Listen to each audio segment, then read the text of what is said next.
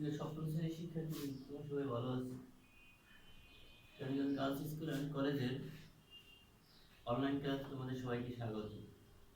নিশ্চয়ই এই মহামারীর ভিতরে তোমরা সবাই ভালো আছো। আজকে আমি তোমাদের সপ্তম শ্রেণীর গণিতের অনুশীলনী 1.2 এর পাটিগণিত করাবো। তাহলে আমরা সরাসরি অঙ্ক চলে যাই। দেখো 2.1 এর 10 নম্বর, এর আগের অঙ্কগুলো অবজেক্টিভ হিসেবে আছে। 10 নম্বর অঙ্কগুলো কি আছে? 10 নম্বর অঙ্ক আছে, একজন কৃষক বাগান করার জন্য 595টি চারা গাছ কিনে আনেন। প্রত্যেকটি চারা গাছের মূল্য 12 টাকা। তাহলে চারা গাছ ক্রয় করে কয়টি? 595টি। একটা চারা গাছের মূল্য কত? 12 টাকা। তো চারা গাছ কিনতে মোট কত টাকা খরচ হবে? তাহলে ক নাম্বার, একটি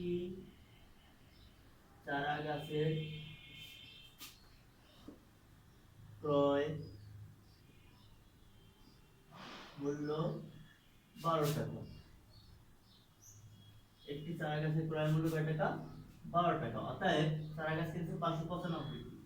অতএব 595টি চারা গাছের ক্রয় মূল্য কত? 12 গুণ 595। গুণ করলে কত হবে?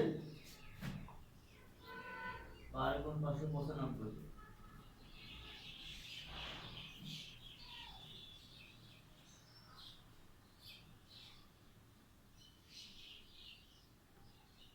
বারো গুণ 595,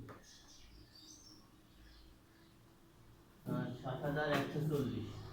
7,140 টাকা। আমার ক নম্বর উত্তর শেষ।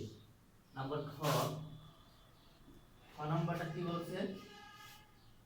যে বাগানের প্রত্যেক সারিতে সমান সংখ্যক গাছ লাগানোর পর কয়টি চারা গাছ অবশিষ্ট থাকে? বাগানের প্রত্যেক সারিতে সমান, অর্থাৎ যদি 20টা করে লাগানো হয় প্রত্যেকটা সারিতে 20টি, যদি 22টি করে লাগানো হয় প্রত্যেকটা সারিতে 22টি। প্রত্যেকটা বাগানের প্রত্যেকটা সারিতে সমান সংখ্যক গাছ যদি থাকে, তাহলে সমান সংখ্যক গাছ থাকে, তাহলে অবশিষ্ট কয়টি গাছ থাকে? চারা গাছ কয়টা? চারা গাছের সংখ্যা কত? চারা গাছের সংখ্যা, চারা গাছের সংখ্যা 595টি। চারা গাছের সংখ্যা 595। 595টি ভাগ প্রক্রিয়া বর্গমূল করতে হবে। 595 দেখো, এখানে এক জোড়া, এখানে একটা। 5 এর কোনো বর্গমূল নাই, এখানে 4 এর বর্গমূল নিতে হবে। 4 এর বর্গমূল কত? 2। 2 এর বর্গ কত? 4। তো বিয়োগ করো, বিয়োগ করলে কত থাকে? 1। এখন আমরা ভাগ করার সময় একটা একটা সংখ্যা নামাইতাম, কিন্তু এখানে বর্গমূল করার সময় এক জোড়া সংখ্যা নামাইতে হবে। আচ্ছা দেখো, এখন এই ভাগফল যা হবে এইখানে ভাজক তার ডাবল হবে। ডাবল হবে কত? 2 দ্বিগুণের কত? 4। এখন এখানে এমন একটা সংখ্যা বসাবো, যে সংখ্যা বসাবো ওই সংখ্যা দিয়েই গুণ করব। গুণ করলে এই বাইরের সাথে হয়তো মিলে যাবে, অথবা এর সাথে কম হতে হবে, কিন্তু বেশি নেওয়া যাবে না। তাহলে আমরা দেখি কত কয়বার যায়। আমরা যদি 4 বার দিই, 4 বার দিলে কত হয়? 4 × 16, 6 হাত থেকে 1, 4 × 16 আর 17, 76। বিয়োগ করো, 5 6 17 15 হবে 9, 9 6 15 আর থাকে 1, 7 আর 8, 28 17 9 হইবে 1, 19টি। অর্থাৎ এই 19টি, এটা কি থাকে? অতিরিক্ত। এখানে উত্তর হবে 19টি চারা গাছ অবশিষ্ট থাকে।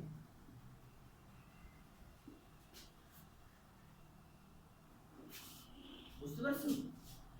এরপরটা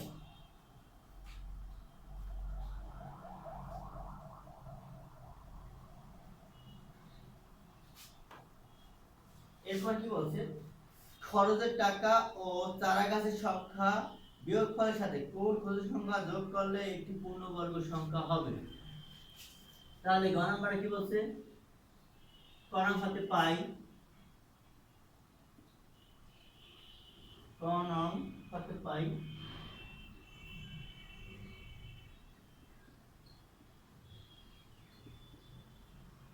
চারা গাছের মূল্য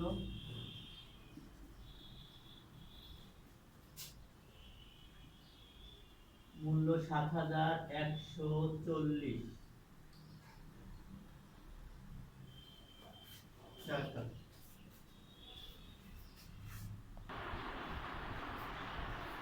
তাহলে আমি কি পাইলাম? চারা গাছের মূল্য ৭,১৪০ টাকা, আর চারা গাছের সংখ্যা, চারা গাছের সংখ্যা হলো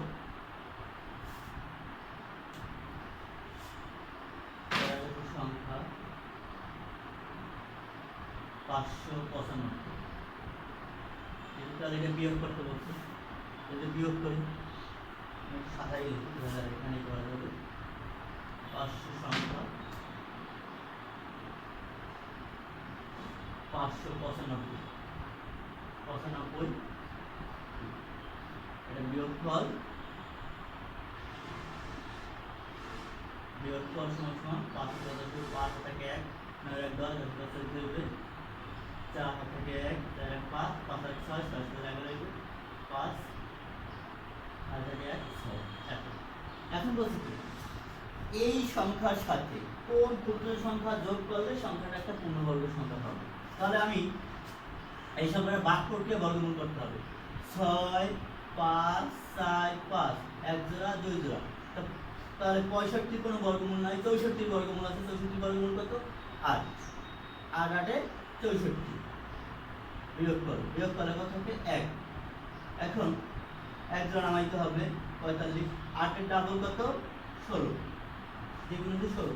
এখন এখানে এমন একটা সংখ্যা বসাবো, যে সংখ্যা বসাবো ওই সংখ্যা দিয়েই গুণ করতে হবে। তাহলে আমার দেখো এখানে আমি যদি 1 বসাই, 1 বসালে 161 হয়, কিন্তু এখানে আসে 145, বেশি হয়ে যাবে। তাহলে আমি যদি 0 বসাই, সবচেয়ে ছোট সংখ্যা বসাই 0, এখানেও 0 বসাই, 0 বসালে 160, 0 দিয়ে গুণ করলে 0 হয়ে যাবে। অর্থাৎ সংখ্যাটা কি? পূর্ণবর্গ সংখ্যা নয়। এখন তোমার লিখতে হবে যে অর্থাৎ 6 5 4 5 সংখ্যাটি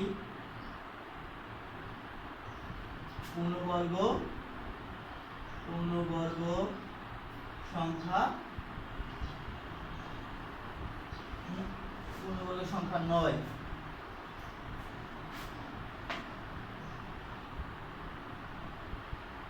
6 5 4 5 এর সাথে যে কোনো একটি ক্ষুদ্রতম সংখ্যা যোগ করলে সংখ্যাটি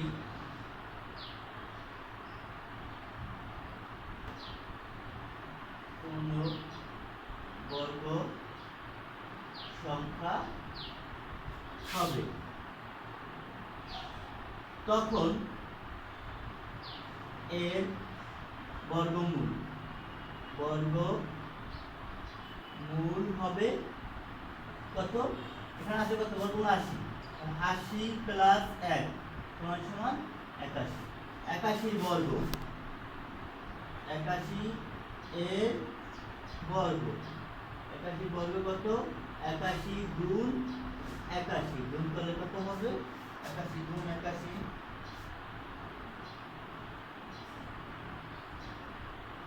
81 ইনটু 81 6561 6561।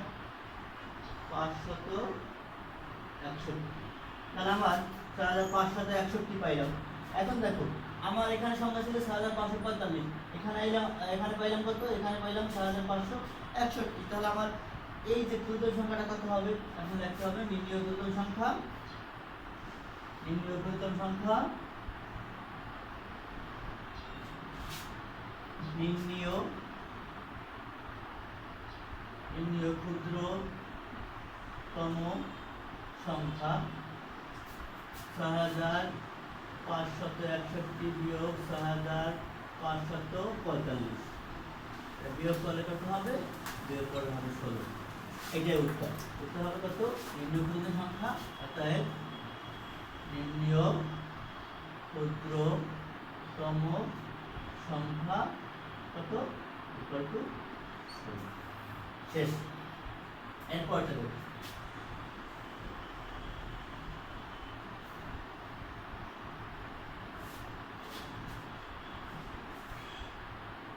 এরপরে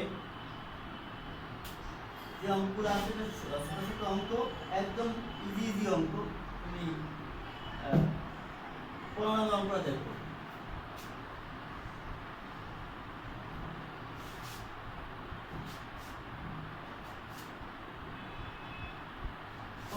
কি 15 নম্বর অঙ্কটা এই যে গ নম্বরের যে অঙ্কটা করাইলাম এই একই অঙ্ক, একই রকমের অঙ্ক। 56,728 জন সৈন্য থেকে কমপক্ষে কতজন সৈন্য সরিয়ে রাখলে অথবা কমপক্ষে কতজন সৈন্য যোগদান করলে সৈন্যদলকে বর্গাকার যে এতজন সৈন্য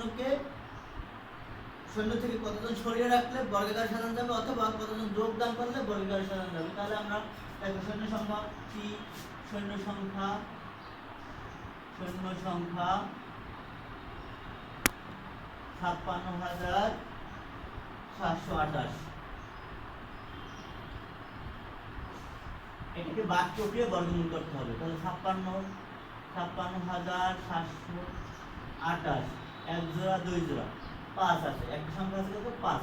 তাহলে 5 এর কোনো বর্গমূল নাই, আছে 4 এর বর্গমূল। 4 এর বর্গমূল কত? 4 এর বর্গমূল 2। 2 এর বর্গ কত 4।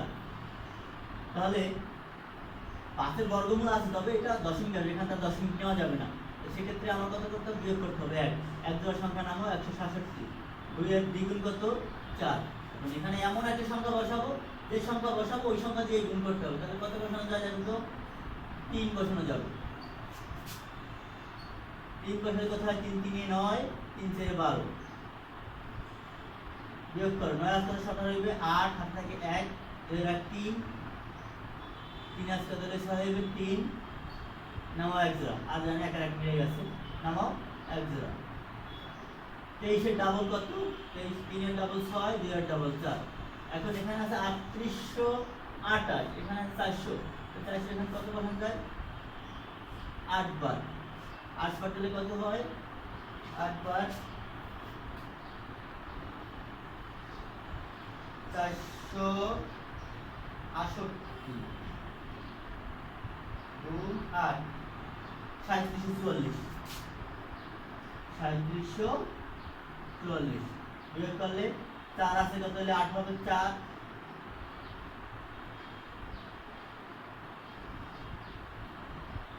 3 ডাবল 6, 2 ডাবল 4, 8 বার।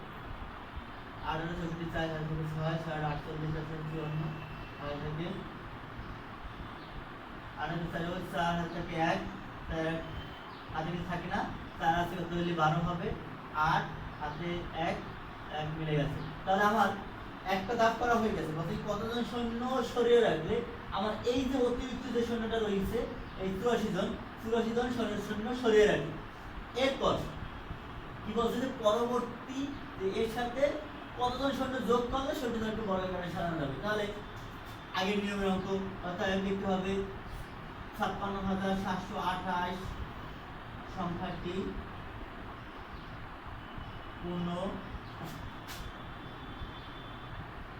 পূর্ণবর্গ সংখ্যা নয়। 56,728 এর সাথে যে কোনো একটি ক্ষুদ্রতম সংখ্যা যোগ করলে সংখ্যাটি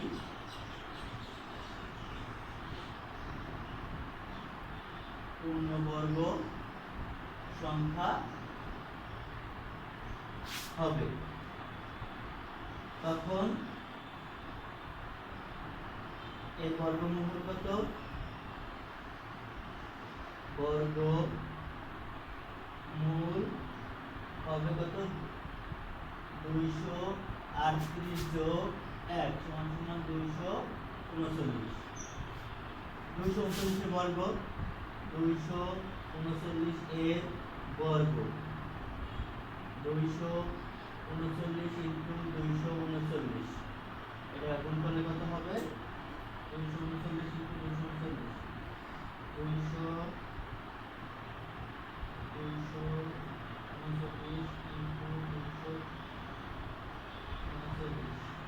সমান সমান 57121, 57121। এখন আমার এই সংখ্যাটা পূর্ণবর্গ হবে, তাহলে আমার পূর্ণবর্গ সংখ্যা ছিল না এইটা, তাহলে এটা থেকে এটা বিয়োগ করলে আমার পূর্ণবর্গ সংখ্যা বের হবে। অর্থাৎ লিখতে হবে নির্ণয় ক্ষুদ্রতম সংখ্যা, নির্ণয় ক্ষুদ্রতম সংখ্যা কত? 57121, 121 বিয়োগ 56728, এটা বিয়োগ করলে কত হবে? বিয়োগ করলে 78 121, 88 কত হইলে 11 হইবে, 3 হাত থেকে 1 2 আর 3 3 হাতে 12 হইবে 9, হাত থেকে 1 7 8 8 থেকে 11 হইবে 3, হাত থেকে 1 6 আর 7 মিলে গেছে। তাহলে এতজন সৈন্য যোগদান করবে, অর্থাৎ কি হবে? 84 জন সৈন্য সরিয়ে রাখলে এবং 393 জন যোগদান করলে সংখ্যাটি পূর্ণবর্গ সংখ্যা। ঠিক আছে, এরপরটা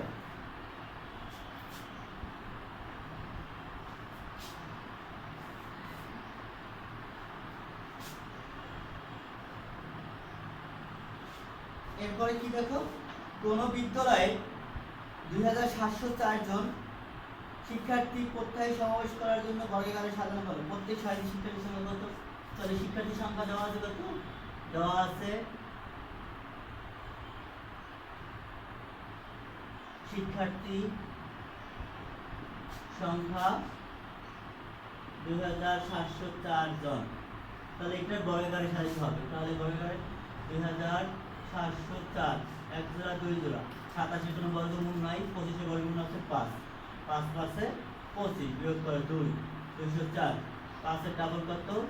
10, এখন ডাবলটা 2 বার 204 মিলে গেছে। এটা কয়জন উত্তর হবে? উত্তর হবে 52 জন। উত্তর হবে কত? 52 জন। প্রত্যেক সারিতে 52 জন করে শিক্ষার্থী থাকবে। এরপরটা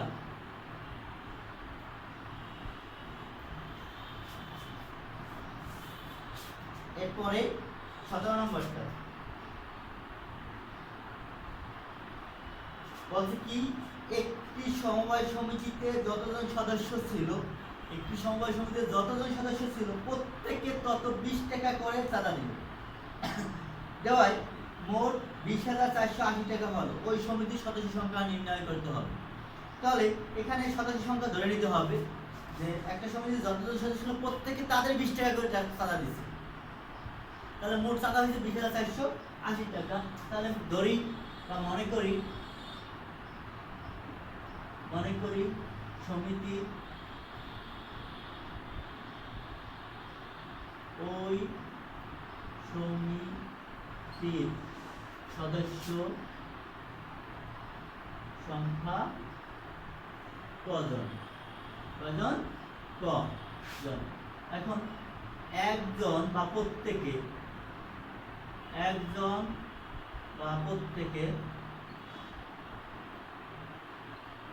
সদস্য প্রত্যেক সদস্য চাঁদা দেয়, এটা 20 গুণ। তাহলে ক ইন্টু 20 টাকা, অতএব ক কজন সদস্য চাঁদা দেবে, এখানে ওই সমিতির মোট সদস্য,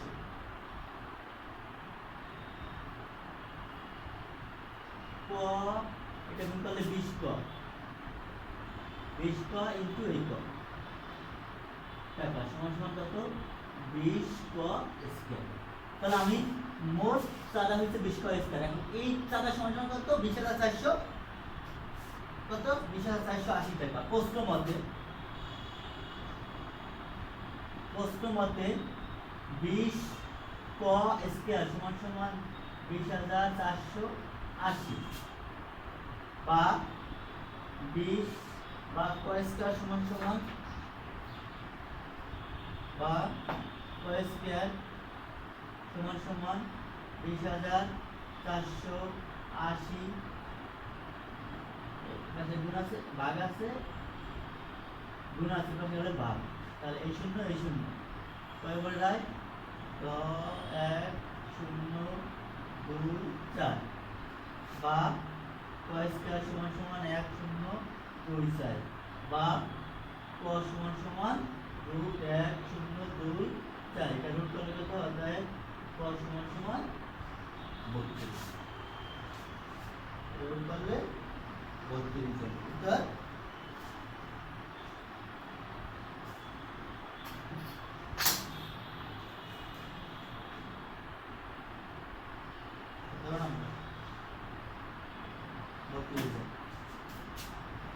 সমিতির সদস্য সংখ্যা কত, সদস্য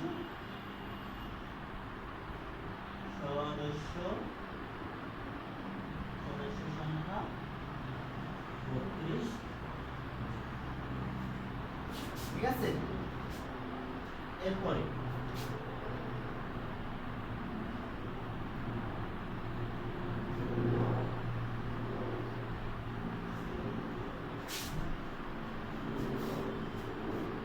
দেখো, এরপর অঙ্কটা ইজি। 18 19 একই রকমের অঙ্ক।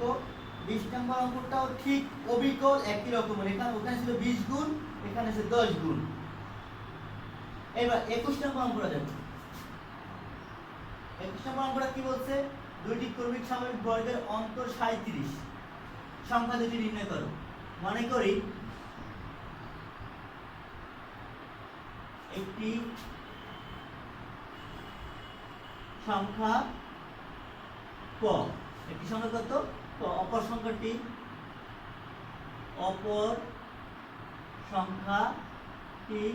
ক প্লাস 1। তাহলে আমার সংখ্যা দুটো পাইছি। এখন কি বলছে, দুটো সংখ্যা বর্গ, এটারও বর্গ এটারও বর্গ, বর্গের অন্তর বলতে কি বোঝায়, বিয়োগফল। দুটি বর্গের অন্তরফল কত হচ্ছে, অন্তর্ফল হলো 37। তাহলে সংখ্যা দুটি বর্গ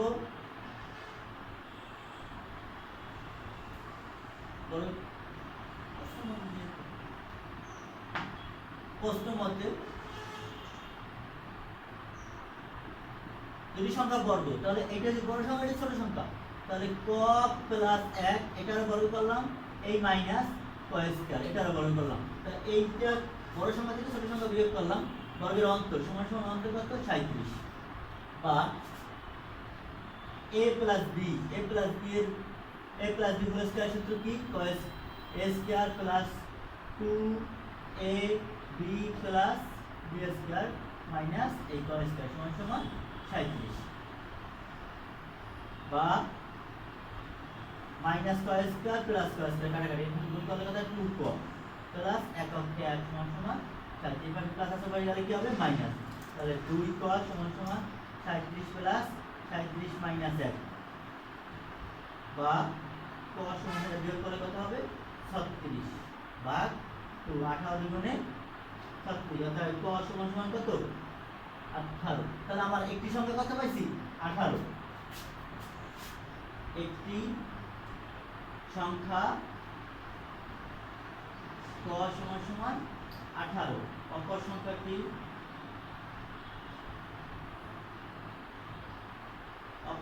ক প্লাস 1 সমান সমান 18 প্লাস 1 সমান সমান 19। উত্তর হবে কত 18 ও 19।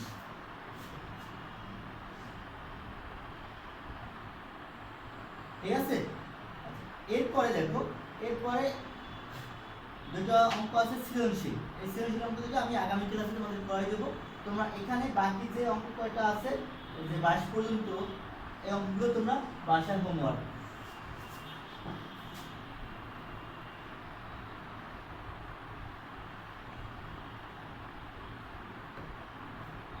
তাহলে বাড়ির কাজ